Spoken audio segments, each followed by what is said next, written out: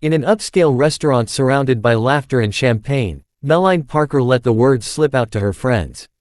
"I'll marry the first man who walks in." She expected a CEO, maybe a banker in a tailored suit. But the door opened and Ryan Cooper stepped inside. Delivery uniform, sweat still fresh on his collar, a bag of takeout in his hands, a single dad running orders to survive.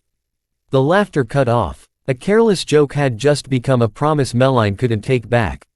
What would she do now?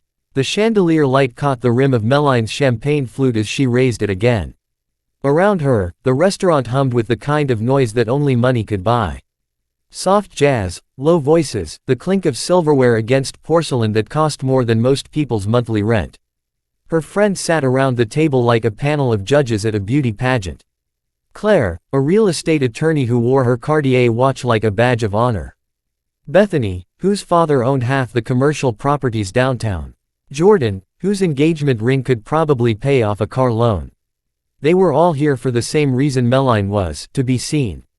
To remind themselves they belonged. Melanie had grown up in this world. Her father managed investment portfolios. Her mother chaired charity gayas. She'd gone to the right schools, joined the right clubs, dated the right men. Not that any of them had lasted. But that was fine. She was only 28. There was time. And in the meantime, there were dinners like this, conversations that felt important even when they weren't. Claire leaned forward, smirking over her wine glass. "So, Madeline, when are you going to stop playing around and actually settle down?" Melanie shrugged, aiming for casual. "When someone worth settling for walks through that door." Bethany laughed. "Good luck with that. Every decent man in this city is either taken or emotionally unavailable." Jordan tilted her head, eyebrows raised. "Or gay." They all laughed. It was the kind of joke they made often. Light, dismissive, a way to pretend they weren't all quietly desperate underneath the designer dresses and perfect makeup. Melanie glanced toward the entrance. The restaurant's doors were tall, frosted glass with brass handles. Beyond them, the street glowed under street lights. Expensive cars rolled past. Valets in pressed uniforms stood at attention. This was the kind of place where everyone who walked in looked like they belonged. CEOs, lawyers, entrepreneurs, men in suits who smelled like cologne that cost $200 a bottle. "Honestly," Melanie said, feeling bold from the champagne, "I'd marry the first man who walks in right now. That's how tired I am of all this." Claire's eyes lit up. "You're joking." "I'm not," Melanie said, even though she was. "I'll marry the first man who walks in." Bethany laughed so hard she almost spilled her drink. "Oh my God, Melanie. Don't say that. What if it's some old guy with a comb over?" Jordan grinned. "Or a waiter. Or someone's husband," Claire added. They were all watching the door now. It had become a game, something to laugh about, something to screenshot and post later with a caption like "Girls' Night Energy" or "Manifesting my future husband." Melanie felt a small thrill of recklessness. She liked the attention, liked the way they were all leaning in, waiting to see what would happen. She raised her glass. "I mean it. First man through that door." The doors opened. Melanie's smile froze. The man who stepped inside wasn't wearing a suit. He wasn't holding a briefcase or scanning the room for a business associate. He was wearing a navy blue delivery uniform with a logo stitched across the chest. His hair was slightly messy. There was a sheen of sweat on his forehead like he'd been moving fast. In one hand, he carried a large paper bag with grease stains starting to bleed through the bottom. He looked tired. Not the kind of tired that came from a long day at the office. The kind that came from being on your feet for 10 hours straight with no break in sight. The hostess approached him with a polite smile, the kind she reserved for people who weren't dining in. He said something Melanie couldn't hear, then glanced down at his phone, checking an address. The hostess pointed toward the back of the restaurant. He nodded, adjusted the bag in his arms, and started walking. The table went silent. Madeline felt heat crawl up her neck. She could feel her friends staring at her. Could hear the laughter building in their throats, waiting to spill out. Claire broke first. A snort escaped her, then a full laugh. "Oh my God, Melanie." Bethany covered her mouth, shoulders shaking. "You have to do it." Jordan's eyes were wide with delight. "You literally just said you'd marry him." "I was joking," Melanie said quickly, but her voice came out too high, too defensive. "You said it in front of all of us," Claire said, still laughing. You can't take it back now. Bethany pulled out her phone. This is too good. I need a picture. Don't, Madeline said. But Bethany was already angling her camera, trying to get a shot of the delivery guy as he approached a table near the back. Madeline watched him hand the bag to an older couple who thanked him without really looking at him.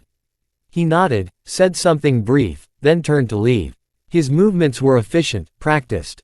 He'd done this 1,000 times before. She didn't know why she stood up. Maybe it was the champagne. Maybe it was the fact that her friends were still laughing, still watching her, like this was the funniest thing that had happened all month. Maybe it was the way Bethy's phone was still pointed in his direction, ready to capture whatever happened next. Or maybe it was something else, something quieter. The realization that if she didn't do something, this moment would follow her. Not because it mattered, but because her friends would make sure it did. They'd bring it up at every dinner, every brunch, every time she said something even remotely bold. Madeline pushed her chair back and walked toward him. He was almost to the door when she caught up. "Excuse me," she said.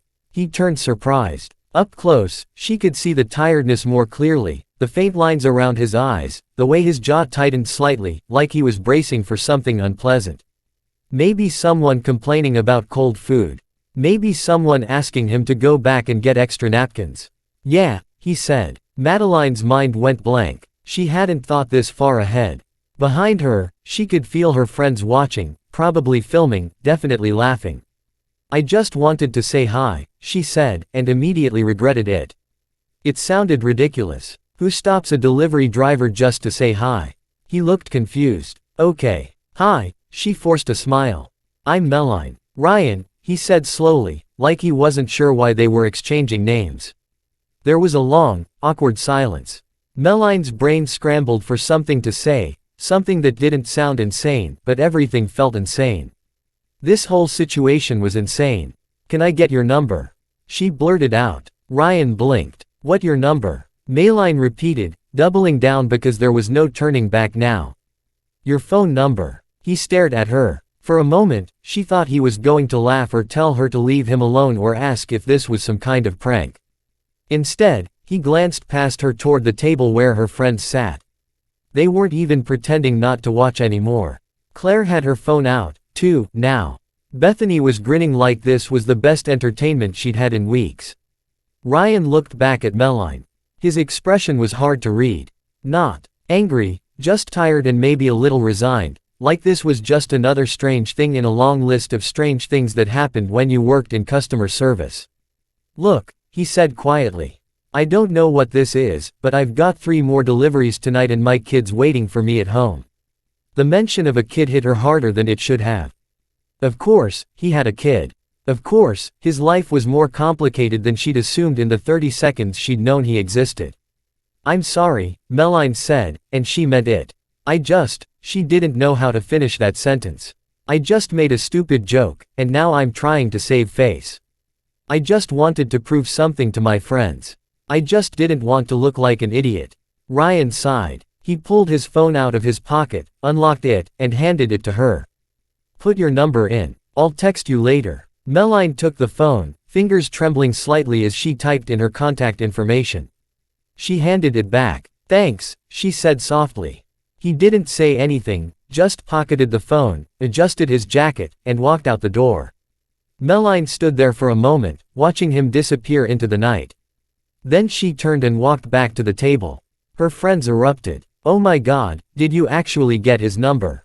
Madeline, what are you doing? This is the funniest thing I've ever seen." She sat down and reached for her champagne. It tasted bitter now, or maybe it always had, and she just hadn't noticed.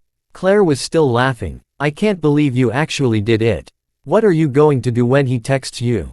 Madeline didn't answer. She stared at the bubbles rising in her glass, trying to ignore the way her face burned, trying to ignore the fact that she'd just humiliated herself in front of a stranger for no reason other than pride. Bethany was scrolling through her photos, grinning. "I got the whole thing. This is going on my story."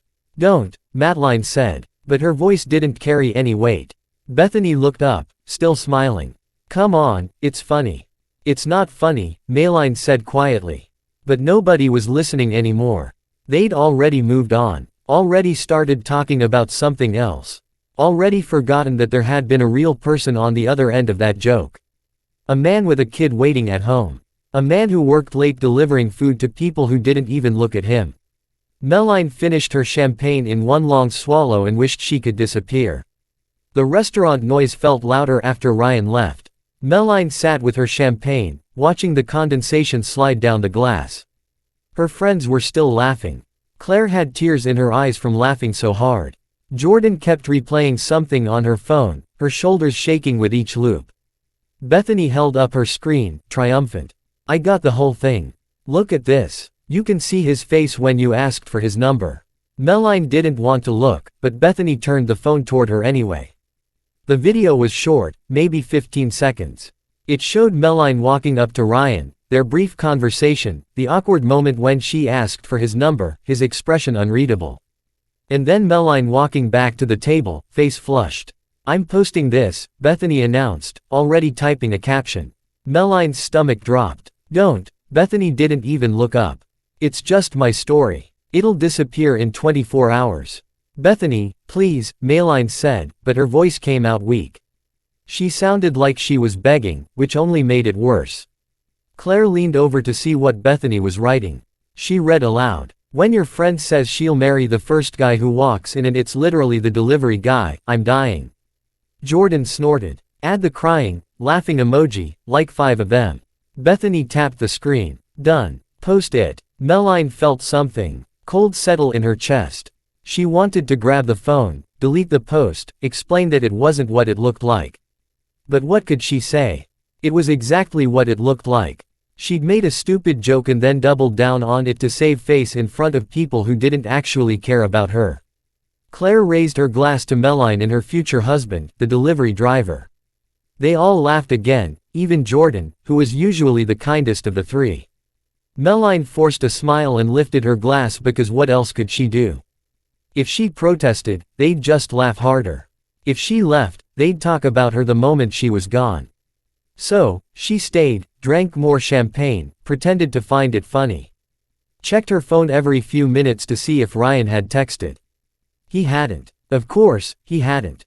He was probably still working or home with his kid or trying to forget the weird woman who'd ambushed him in a restaurant for no reason. By the time dinner ended, Bethy's post had 73 views. Madeline knew because Bethany kept checking and announcing the number like it was a sports score. When Meline finally got home, it was almost 11. Her apartment was quiet and expensive. Floor-to-ceiling windows overlooking the city, furniture her mother had helped her pick out. Everything in shades of white and cream, like a hotel room that never got dirty because no one really lived there. She kicked off her heels and collapsed onto the couch. Her phone buzzed. For a second, her heart jumped, thinking it might be Ryan, but it was just a notification. Someone had commented on Bethy's post. Meline opened it, even though she knew she shouldn't. The comment was from someone she didn't know. "This is so messed up. Imagine working all day and some rich girl uses you as a prop for her Instagram story." Another comment appeared beneath it, "Right. Like he's just trying to make a living and she's treating him like a joke." Meline's hands went cold. She scrolled further. More comments were loading. Most of them weren't kind. "This is why I hate people with money. She really thought this was cute. Feel bad for that guy. Probably just wanted to finish his shift and go home." One comment had 16 likes. "Imagine being so out of touch that you think this is funny." Meline locked her phone and set it face down on the coffee table. Her chest felt tight. She wanted to respond, to explain, to tell them it wasn't like that, except it was exactly like that. She had used him as a prop. She had made him part of a joke he didn't agree to be part of. She thought about texting Bethany, asking her to delete the post, but Bethany would just tell her to relax, to stop taking everything so seriously, to remember it was just a story that would disappear tomorrow anyway. Except the internet didn't forget. Screenshots lived forever. And even if the post disappeared, the feeling wouldn't. The sick, hollow feeling of knowing she'd humiliated someone who didn't deserve it. Her phone buzzed again. This time it was a text from an unknown number. "Why did you ask for my number today?" Meline stared at the screen. It was Ryan. It had to be. No one else would ask that question. Her fingers hovered over the keyboard. She could lie. Make up something that sounded better than the truth. Say she'd been impressed by his work ethic. Say she wanted to leave him a tip but didn't have cash. Say anything except what had actually happened. But she was so tired of pretending. She typed quickly before she could change her mind. I made a joke to my friends that I'd marry the first man who walked into the restaurant. And then you walked in and they wouldn't let it go. So, I asked for your number to prove I wasn't just talking. I'm sorry. It was stupid and I shouldn't have put you in that position. She hit send before she could. Second guesses herself. 3 dots appeared. He was typing. They disappeared. Then reappeared. Finally, his response came through. So, it was a dare. No, Meline typed back. It was worse than that. It was me trying to save face in front of people who don't actually matter. The 3 dots appeared again, stayed for a long time. She could picture him sitting somewhere trying to decide if this conversation was worth having, trying to decide if she was worth the effort. His next message was short. I get it. Thanks for being honest. Meline felt something crack inside her chest. She typed, I really am sorry. I know, he replied. Then after a moment, it's fine. I'm used to people not really seeing me. That hit harder than any of the comments online. Meline sat there staring at those words. I'm used to people not really seeing me. How many times had that happened? How many people had looked past him or through him or at him without actually seeing him? She wanted to say something, something that would make it better. But there was nothing to say. He was right. She hadn't seen him. She'd seen a uniform, a punchline, a way out of an embarrassing situation. Before she could figure out how to respond, he sent another message. I should go. My son needs to get to bed. Okay. Meline typed. Good night. Good night. The conversation ended. Meline set her phone down and leaned back against the couch. She felt empty, hollowed out. She'd apologized and he'd accepted. And somehow that made it worse because she didn't deserve his forgiveness. She deserved exactly what the internet was giving her. She picked up her phone again and opened Bethy's story. The view count was up to 218 now. The comments had multiplied. Most of them were still angry. A few defended her, but not many, and none of her friends had said anything. Not Claire, not Jordan, not even Bethany, whose post had started this whole mess. Madeline locked her phone and went to bed, but she didn't sleep. Across town, Ryan sat on the edge of his son's bed. The boy was 7, small for his age, with dark hair that stuck up no matter how much Ryan tried to smooth it down. His name was Danny, and he was already asleep, one arm thrown over his stuffed dinosaur. Ryan watched him breathe in and out, steady, safe. This was what mattered. Not strange women in expensive restaurants. Not awkward conversations that led nowhere, just this. Making sure Danny had what he needed. Food, shelter, a parent who showed up. Ryan's phone was still in his hand. He should put it away. Get some sleep. He had an early shift tomorrow, but something pulled him back to the screen. He opened Instagram, which he barely used, and searched for Meline's name. He didn't find her, but he did find Bethy's account. It was public, easy to navigate. The story was right there, top of the screen. Ryan tapped it. The video started. He watched himself walk into the restaurant, watched Meline approach him, heard the faint sound of laughter in the background. The caption was exactly what Meline had described. Mocking, dismissive, a joke at both their expense, but it was the comments that made his jaw tighten. People were angry. Not at Bethany who'd posted it, at Meline. They were calling her entitled, out of touch, cruel. One comment said she was probably making fun of him the whole time. Another said people like her never changed. Ryan scrolled through them, feeling something uncomfortable twist in his gut. He didn't know Meline, didn't owe her anything. She'd been thoughtless, sure, but she'd also apologized. Had been honest when she didn't have to be. Had admitted she was wrong without making excuses, and now she was being torn apart by strangers who didn't know the full story. He thought about Danny asleep in the next room. Thought about the way people sometimes looked at Ryan when he showed up in his delivery uniform. The way they talked to him like he was invisible or stupid or less than. He thought about Meline's text. I'm used to people not really seeing me. She'd said that about him. But wasn't the same thing happening to her right now? People were seeing the video, the caption, the surface, but not the person underneath. Not the fact that she'd owned up to her mistake.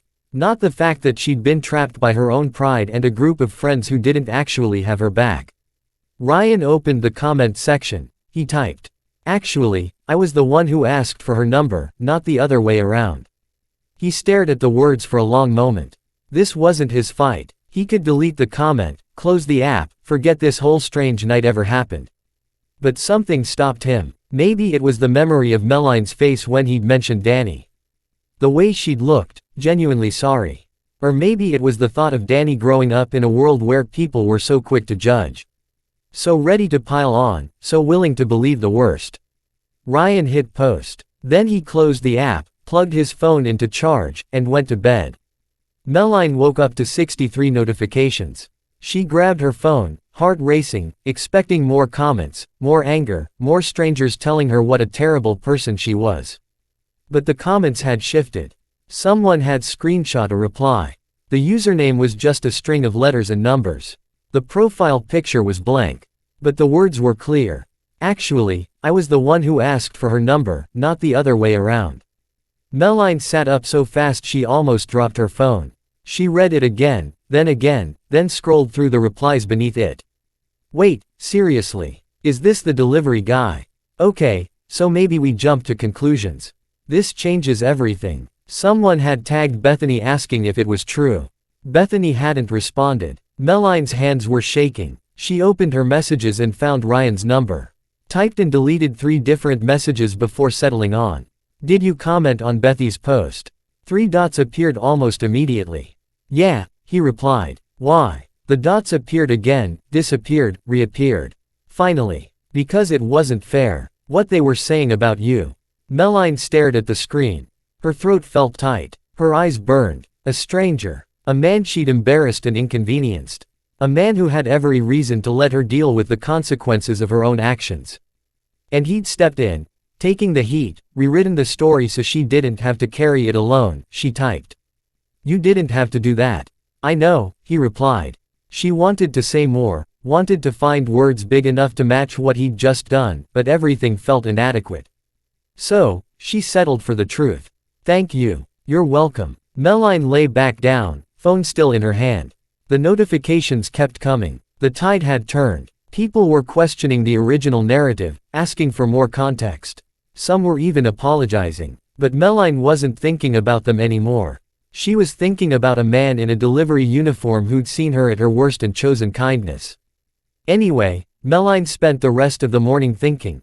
Not about the comments, not about what people were saying online, but about what Ryan had done and why. He hadn't owed her anything. She'd been careless with his time, his dignity. And when the internet turned on her, he could have stayed silent. Could have let her learn the hard way what it felt like to be reduced to a punchline. Instead, he'd stepped in. By noon, Meline had made a decision. She opened Instagram and started typing, not a story that would disappear in 24 hours. A real post, something permanent. I need to apologize. A few nights ago, I made a thoughtless joke that turned into something worse. I asked a stranger for his phone number as part of a dare, and my friends filmed it and posted it online. I didn't think about how that would feel for him. I didn't think about the fact that he was working. That he had a life outside of being a punchline for my night out. I was wrong, and I'm sorry. Not just to him, but to anyone who's ever been treated like they don't matter because of what they do for a living. You deserve better. We all do. She read it 3 times. Made sure there were no excuses buried in the words. No attempts to soften the blow or shift the blame. Then she posted it. The comments started immediately. Some people appreciated the apology. Others said it wasn't enough. A few said she was only apologizing because she got caught. Meline read them all and didn't delete a single one. She'd earned every bit of criticism. The least she could do was sit with it. Her phone rang 20 minutes later. Claire. Meline almost didn't answer, but avoiding the conversation wouldn't change anything. Hey, Meline said. Claire's voice was sharp. What the hell was that post? An apology. To who? Some random delivery guy who nobody even knows. Meline felt something shift in her chest. It was subtle, like a door closing quietly. His name is Ryan. Claire scoffed. Madeline, you're making this a way bigger deal than it needs to be. It was a joke. People are acting like you committed a crime. I humiliated him, Meline said. In front of strangers for no reason. He's fine, Claire insisted. He probably doesn't even care. He cared enough to defend me when no one else did. There was silence on the other end. Meline continued, her voice steady. And you know what's funny, Claire? When people were tearing me apart online, none of you said anything. Not you, not Bethany, not Jordan. But Ryan did. A guy the first met for 30 seconds did more for me than any of you. That's not fair, Claire said, defensive now. We didn't think it was that serious. It was serious enough for you to laugh about it. Meline, I have to go, Meline said. She didn't wait for a response, just ended the call and set her phone face down on the table. Her hands were shaking, not from anger, from relief. She'd spent so long performing for people who didn't actually care about her, people who valued her as long as she played the part they expected. But the moment she stepped outside that role, they disappeared.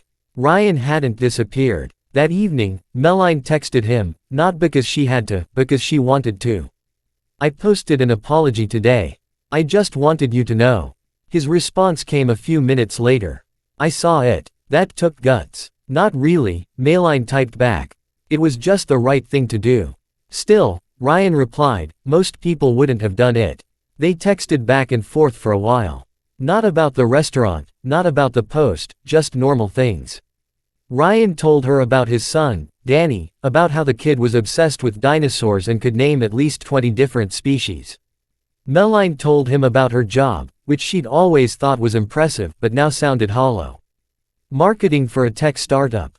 Lots of meetings, lots of buzzwords, not much substance. Ryan didn't judge her for it, just asked questions, listened. It was strange talking to someone who didn't already know her, who didn't have preconceived ideas about who she was supposed to be. After a few days, Meline sent him another message. Can I buy you a coffee? Not as a joke, not because I owe you, just because I'd like to actually talk to you. 3 dots appeared, stayed for a long time. Okay, Ryan finally replied. But I'm bringing Danny. I don't have anyone to watch him this weekend. That's fine, Meline typed. I'd like to meet him. They met at a small park on Saturday afternoon. It wasn't fancy, just a patch of grass with a playground and a coffee cart parked near the entrance.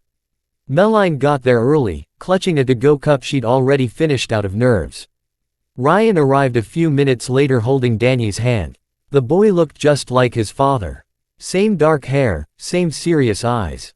He wore a t-shirt with a cartoon T-Rex on it. Hi, Meline said, suddenly unsure of herself. Hi, Ryan replied. He gestured to Danny. This is my son. Danny looked up at her, shy but curious. I'm 7. Meline smiled. I'm Meline. I'm 28. Danny seemed to find this acceptable.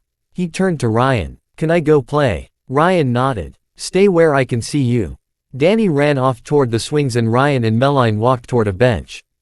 They sat down, both watching the boy as he climbed and jumped and laughed. He's sweet, Meline said. He's a handful, Ryan replied. But there was warmth in his voice. But yeah, he's a good kid. They sat in silence for a moment. It wasn't uncomfortable, just quiet. I've been thinking about what you said, Meline finally said. About people not seeing you. Ryan glanced at her. Yeah, I do that, too, she admitted. Not just to other people, to myself. I spent so long trying to fit into this version of who I thought I was supposed to be that I forgot to ask if I actually wanted it. Ryan nodded slowly. I get that. Your comment, Meline continued, the one you left on Bethy's post. You didn't have to do that. I know, Ryan said. But I wanted to. Why? He was quiet for a moment, thinking. Because I know what it's like to be judged for something you can't control. And I know what it's like to make a mistake and have everyone pile on. You were wrong. But you owned it. That's more than most people do. Meline felt her throat tighten. She looked away, blinking hard. Thank you, she said quietly. You already thanked me. I know, but I don't think I really understood it until now. They talked for another hour about work, about life, about the things they wanted and the things they were afraid of. Ryan talked about how hard it was raising Danny alone.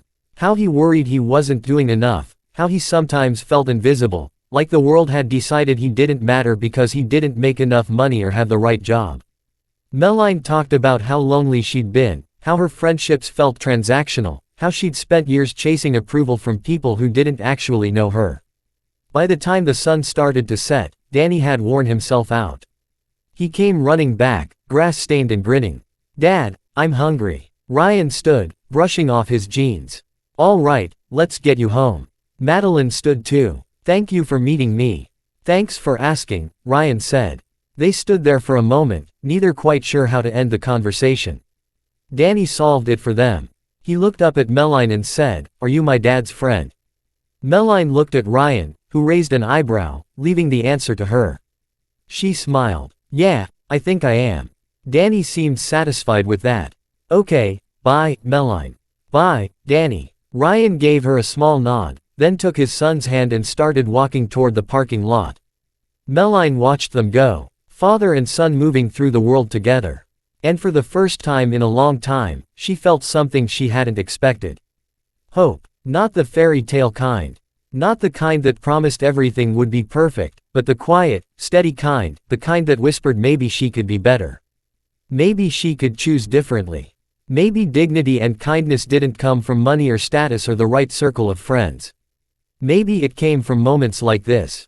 Small, honest, real. Meline walked back to her car, pulled out her phone, and deleted Bethy's number. Then Claire's, then Jordan's. She didn't need them anymore. She drove home as the city lights flickered on, and when she got to her apartment, she didn't feel the usual emptiness. She felt something else, possibility. The story didn't end with a wedding. It didn't end with romance or redemption or a neat conclusion tied up in a bow. It ended with a lesson. Words matter. The things we say, even as jokes, have weight. They land on real people with real lives. People who deserve respect, no matter what uniform they wear or what job they do. And sometimes the people we dismiss are the ones who teach us the most. Not because they're perfect, but because they choose kindness when they could choose anger, because they see us when we fail to see them. Meline learned that night that worth isn't measured in paychecks or Instagram followers or invitations to expensive restaurants. It's measured in moments, in choices, in the courage to apologize, in the grace to forgive, and in the quiet understanding that we're all just trying our best.